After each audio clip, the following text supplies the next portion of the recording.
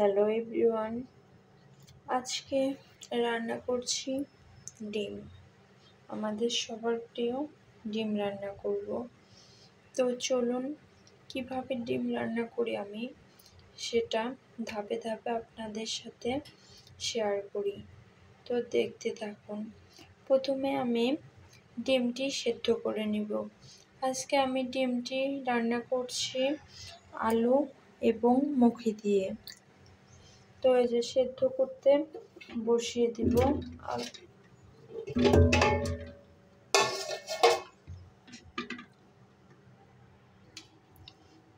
এই দেখো বন্ধুরা, আমি চুলাতে বসিয়ে দিয়েছি, সঙ্গে সামান্য একটু লবণ অ্যাড করে দেব, কারণ লবণ দিলে তাড়াতাড়ি সেদ্ধ হবে এবং ডিমের খোসাগুলো ছাড়াতে সহজ হবে, ভেঙে ভেঙে যাবে না। তো সেদ্ধ হওয়া পর্যন্ত অপেক্ষা করি। প্রথমে ডিমগুলো ভেজে নেব। এর জন্য কড়াই বসিয়ে দিয়েছিলাম, কড়াইটি গরম হয়ে গেছে। এখন দিয়ে নেব সরিষার তেল। তোমরা একটা কথা খেয়াল রাখবে, যখন ডিম ভাজবে তখন তেলের মাত্রাটা একটু কম দেওয়ার চেষ্টা করবে, এতে ছিটবে না। তেল যদি বেশি দেওয়া হয় সেক্ষেত্রে ডিমগুলো ভাজা হবে আর ডিমগুলো ছুটতে থাকবে। তেলের সঙ্গে দিয়ে দিলাম সামান্য পরিমাণ লবণ এবং দিয়ে দিলাম হলুদ,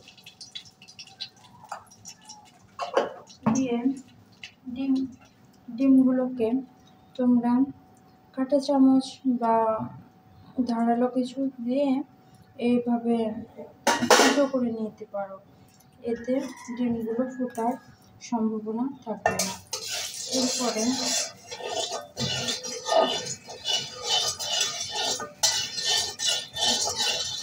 একে একে আমি ডিমগুলো দিয়ে দিলাম।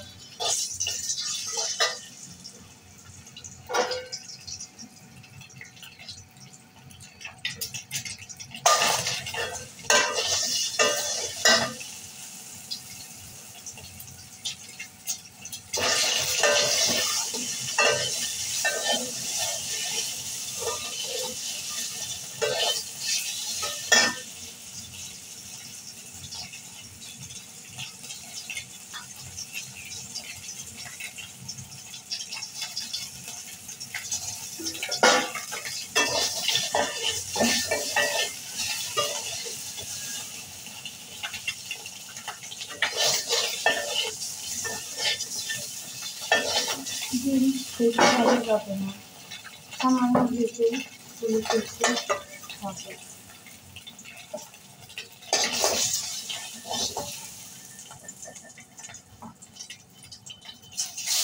ওইভাবে কেটে দিলে লবণ এবং মশলা খুব সহজেই ডিমের ভিতর প্রবেশ করবে। এরপর দিয়ে দিব আবারও সরিষার তেল। আমরা সরিষার তেল খাই, তোমরা যে তেল খাও সেই তেল ব্যবহার করতে পারো। এরপরে দিয়ে দিব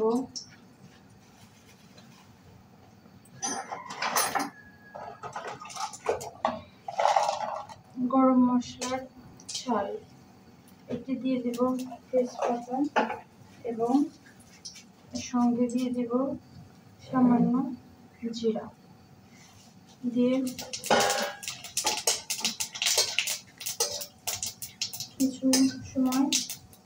কিছু সেকেন্ড একটু ভেজে নিলাম। এরপরে দিয়ে দেব কুচানো পেঁয়াজ কুচি,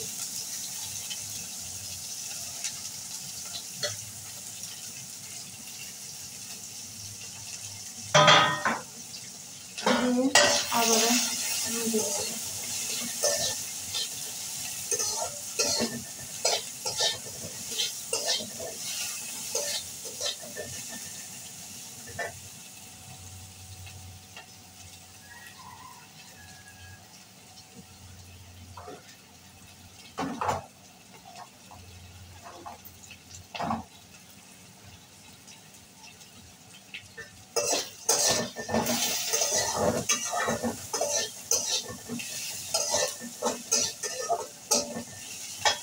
পেঁয়াজ বেশি ভাজার দরকার নেই, আমরা পেঁয়াজটি প্রয়োজন মতো হালকা ভেজে নেব।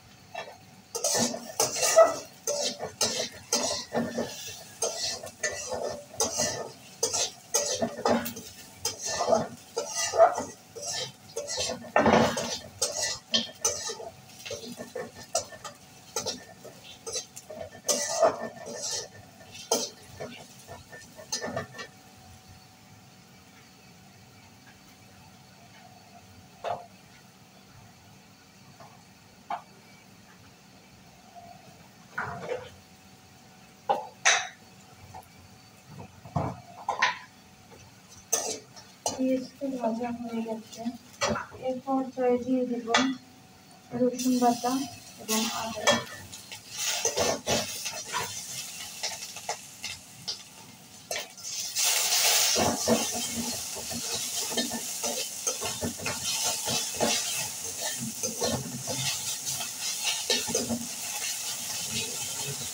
দিয়ে ভালোভাবে ভেজে নেব।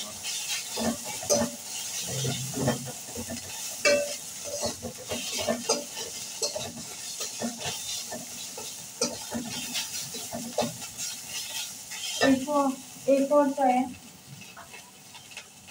আমরা দিয়ে দিব সামান্য জল।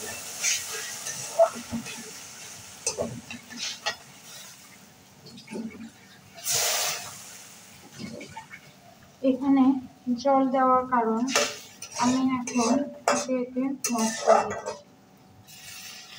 যদি এখানে জল না দিই সেক্ষেত্রে মশলাগুলো পড়ে যেতে পারে, এতে ডিমের টেস্ট নষ্ট হয়ে যাবে। এই কারণে আমি জল দিয়ে নিলাম।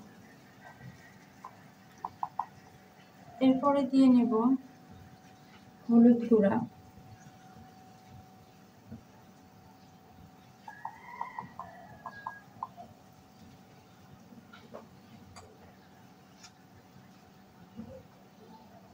এরপর দেব পরিমাপ মতো লবণ।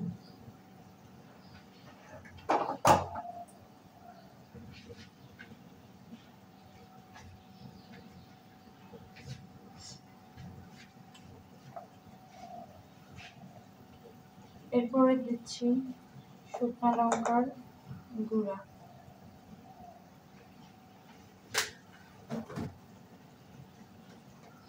এবার দিয়ে নিচ্ছি কাঁচা জিরা।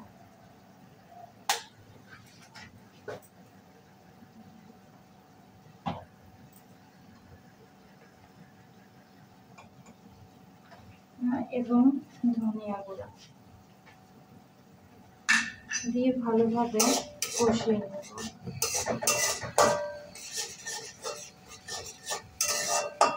একটা কথা কি, আপনারা যে কোনো সবজি বলুন ঝোল বলুন যদি ভালো করে কষিয়ে নিতে পারেন সেক্ষেত্রে দেখবেন রান্নার টেস্ট বহুগুণে বেড়ে যাবে।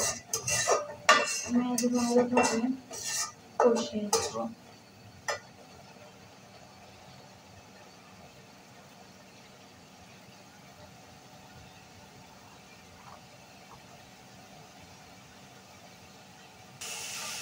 দেখুন মশলাটি আমার কষিয়ে নেওয়া হয়ে গেছে। এই পর্যায়ে দিয়ে দেব মেথি এবং আলু। আমি আমার পছন্দ অনুযায়ী কেটে নিয়েছি আলু এবং মেথি। এবার এগুলোকে মশলার সাথে একটু ভেজে নেব।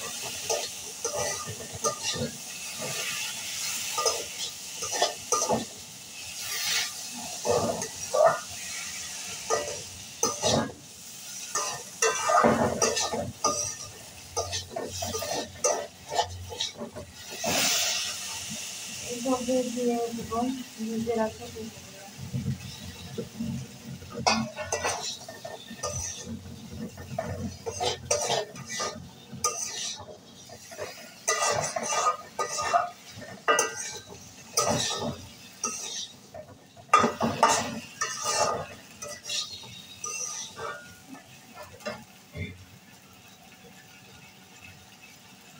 এখন দিয়ে নেব পরিমাণ মতো জল। যে যেমন ঝোল খায় ওই অনুযায়ী জলের পরিমাণ কমিয়ে এবং বাড়িয়ে নিতে হবে।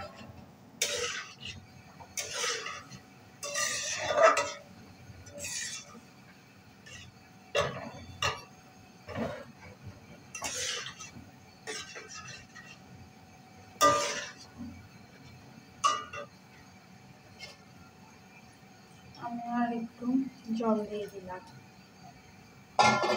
এর পর্যায়ে রেখে দেব ফুটে ওঠার জন্য অপেক্ষা করব।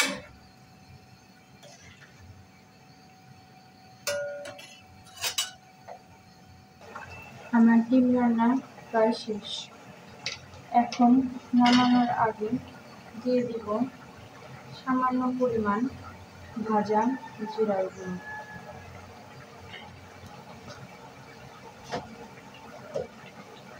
এবং দিয়ে দিব সামান্য গরম মশলার গুঁড়ো দিয়ে ভালোভাবে নাড়াচাড়া করে নাড়িয়ে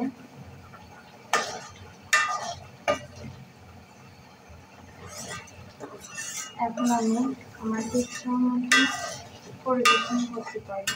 এই পর্যায়ে কেউ যদি ধনিয়া পাতা খাও সেক্ষেত্রে ধনিয়া পাতা করে ছিটিয়ে দিয়ে নামিয়ে নিতে পারো। আমি এখন নামিয়ে নিচ্ছি। ভিডিওটি কেমন লাগলো? তোমাদের রেসিপিটি ভালো লাগলে বাড়িতে একবার হলেও ট্রাই করবে এবং লাইক, কমেন্ট এবং সাবস্ক্রাইব করে আমার পাশে থাকবে। ধন্যবাদ সবাইকে ধৈর্য নিয়ে ভিডিওটি সম্পূর্ণ দেখার জন্য। টাটা।